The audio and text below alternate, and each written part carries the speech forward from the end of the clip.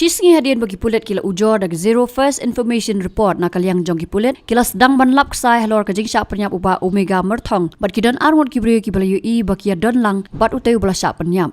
Habai kran bekilat pathai kubor u Davis NR marak layu thu bakidan arngot ki brio ki balayu I khat do bat uteu lanat ubala syak pynïap bat kine ki arngot hado manta kasngi kidang phet rieh.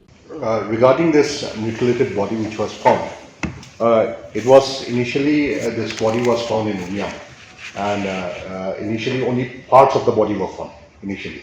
So later, when these body parts were found, it was initially registered as a unnatural death because the cause of death was not ascertained at that point of time.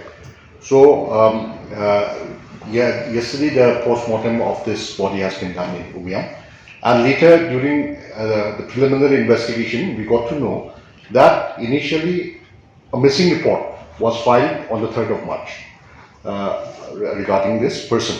It was filed in the police station, and this person was supposedly missing from the 26th of last month, but the missing report was filed only on the 3rd. Lumdingji police station, they were following up, and when they actually followed up, they got to know that this person was last seen with two of his friends who were supposedly maybe drunk or something.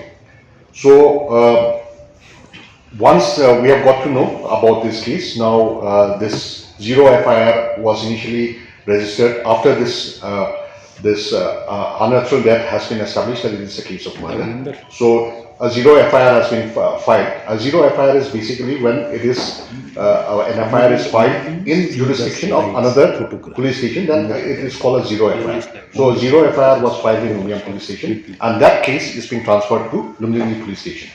So once this case is registered, Lumdingji police station will kick it up because that zero FIR is being registered and is being transferred to Lumdingji police station.